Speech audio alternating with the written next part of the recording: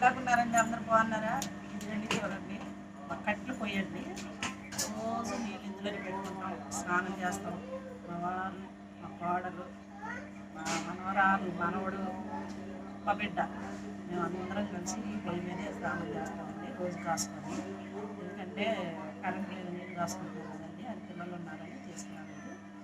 ఉదయం కానీ సాయంత్రం కానీ ఇలాగ పెట్టుకుంటాం. అవసరమైతే వంట కూడా చేసుకుంటామండి. చేపల ఫ్రై కానీ, చేపల కూర కానీ, అన్నం కానీ, గోంగూర పప్పు కానీ మొత్తం కట్టె పొయ్యి మీదే చేసుకుంటాం. ఎందుకంటే నేను పల్లెటూరు అమ్మాయిని కాబట్టి నాకు తెలుసండి కట్టె పొయ్యి మీద వంట ఎలా చేయాలో. అందుకనే వంటకు కట్టె పొయ్యి వెలిగించుకొని అక్కడ కూర్చొని వంట ఇక్కడే చేసేసుకుంటాం ఫ్రెండ్స్. రోజుల్లో ఎవరు చేస్తున్నారు ఫ్రెండ్స్?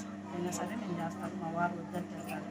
అయినా సరే నాకు ఇష్టం కాబట్టి నేను వంట పొయ్యి కాడే కూర్చొని నీళ్ళు రాసుకోవడం, వంట చేసుకోవడం మొత్తం మేమే చేసుకుంటాం ఫ్రెండ్స్. ఎలా ఉందండి కట్టె పొయ్యి? ఒకసారి చూసేయండి ఫ్రెండ్స్. ఉంటాం మరి. Bye friends.